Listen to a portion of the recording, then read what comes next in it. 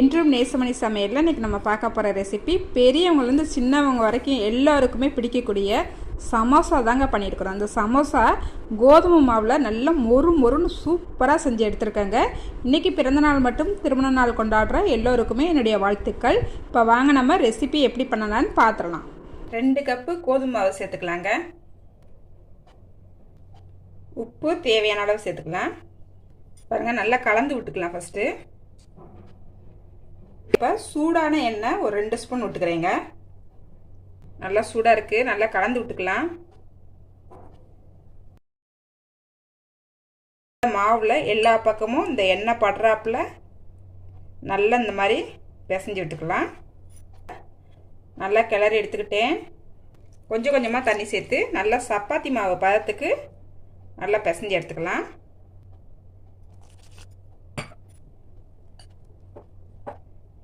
மாவை இந்த அளவுக்கு நல்லா சாஃப்டாக பிசைஞ்சிக்குங்க. இப்போ இந்த மாவை ஒரு 10 நிமிஷம் மூடி வச்சிடலாங்க. அதுக்கப்புறம் பார்க்கலாம். பாருங்கள், மாவை மூடி வச்சு ஒரு 10 நிமிஷம் ஆயிடுச்சு. எவ்வளோ சாஃப்டாக இருக்குன்னு பாருங்கள். இங்கே பாருங்க, இந்த அளவுக்கு நல்லா சாஃப்டாக இருக்கணும். கொஞ்சமாக கீழே கோதுமை மாவு போட்டுக்கலாங்க. நல்லா மாவை இதில் வச்சு நல்லா இந்த மாதிரி உருட்டி எடுத்துக்கலாம். ஃபஸ்ட்டு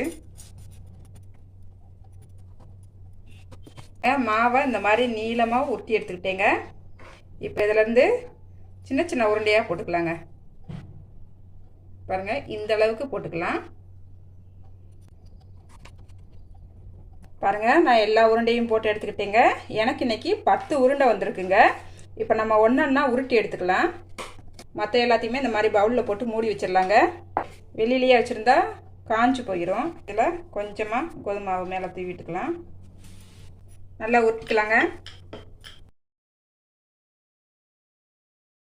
பாருங்கள், இந்த அளவுக்கு நல்லா எலசாக உருட்டிக்குங்க. பாருங்கள், விரலெல்லாம் தெரியுது பாருங்கள். இந்த அளவுக்கு நல்லா உருட்டிக்குங்க. நான் இது போல் எல்லா மாவையும் உருட்டி எடுத்துக்கிறேங்க. இப்போ எல்லாத்தையுமே உருட்டிக்கிட்டேங்க. இப்போ ஒரு தோசைக்கல் அடுப்பில் வச்சுருக்கிறேன். தோசைக்கல் லைட்டாக சூடான பிறகு உருட்டி வச்சுருக்கிறத போட்டுக்கலாம். அடுப்பை வந்து சிம்மில் வச்சே போட்டு எடுத்துக்குங்க.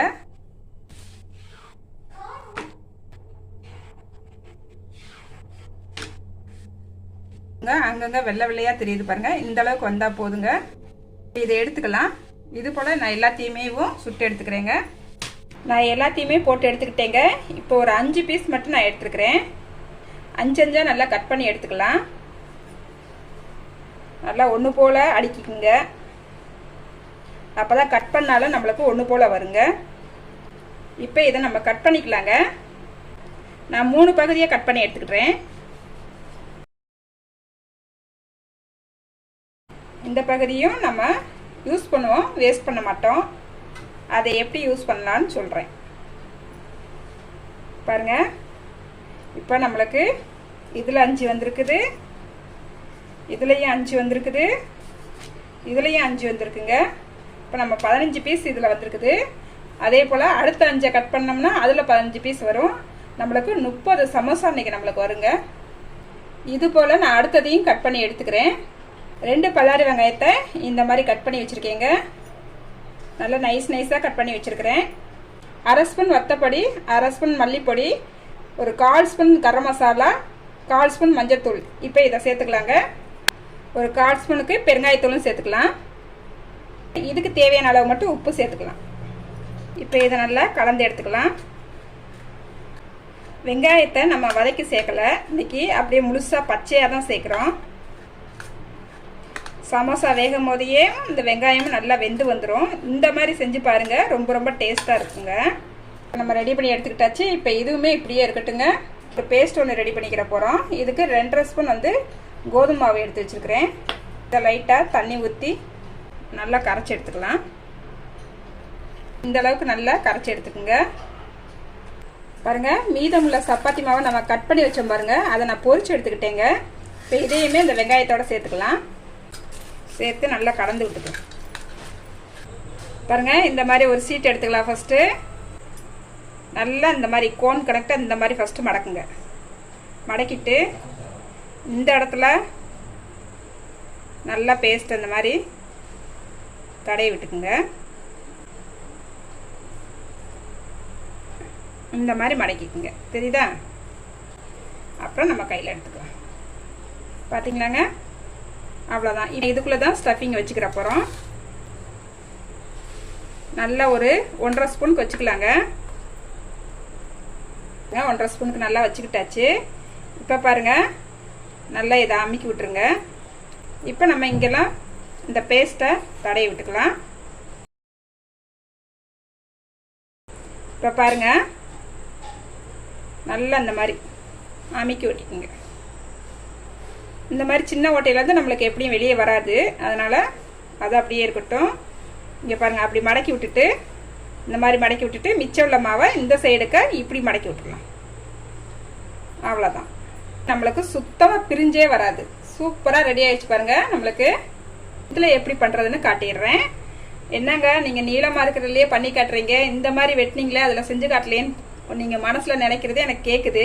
இப்போ இதுலேயுமே உங்களுக்கு பண்ணி காட்டிடுறேங்க. இந்த கார்னர் பக்கம் நம்ம மடக்கணுங்க. நல்லா இந்த மாதிரி மடக்கிக்குங்க. மடக்கிட்டு இந்த இடத்துல அந்த பேஸ்ட்டை வச்சுக்கோங்க.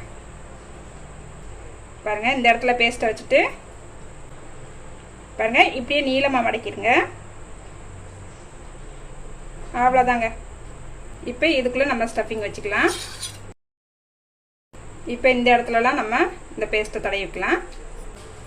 இங்கே பாருங்கள், இந்த இதை நல்லா இப்படி வச்சுக்கோங்க. மூடி இந்த பக்கம் இதை மடக்கி விட்டுருங்க. அவ்வளோதாங்க. நம்மளுக்கு சின்ன கெப்தான் இருக்குது. இது வழியாக நம்மளுக்கு எதுவுமே வெளியே வர போகிறது கிடையாது. பாருங்க, இது போல் நான் எல்லாத்தையுமே ரெடி பண்ணி எடுத்துக்கிறேன். பாருங்க, ஒரு கடாயை அடுப்பில் வச்சுக்கிட்டாச்சு. நல்ல எண்ணெயை நல்லா ஹீட் பண்ணியிருக்கேங்க. இப்போ நம்ம சமோசாவை போட்டுக்கலாங்க.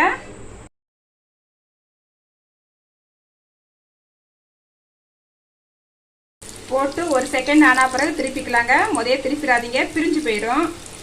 பாருங்க, 2 பக்கமும் நல்லா திருப்பி திருப்பி போட்டு நம்மளுக்கு சமோசா சூப்பராக வெந்துருச்சு.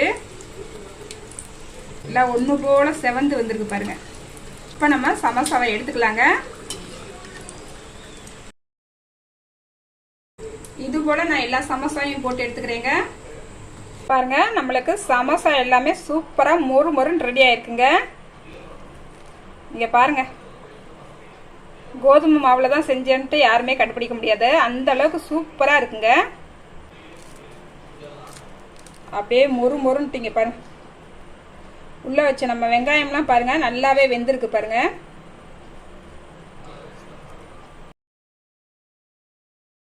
டேஸ்ட் பார்த்துடுறேன் எப்படி இருக்குன்ட்டு. செம்ம டேஸ்ட்டாக இருக்குங்க. இது போல் சமோசா நீங்களும் உங்கள் வீட்டில் செஞ்சு பாருங்கள். செஞ்சு பார்த்துட்டு எப்படி வந்துச்சுன்னு கமெண்ட்டில் சொல்லுங்கள். லைக் பண்ணுங்கள், ஷேர் பண்ணுங்கள். மறக்காமல் வீடியோ பார்க்குற எல்லோருமே என்னோட சேனலை சப்ஸ்கிரைப் பண்ணிக்கோங்க. பாய். அடுத்த ஒரு ரெசிபியில் பார்க்கலாங்க.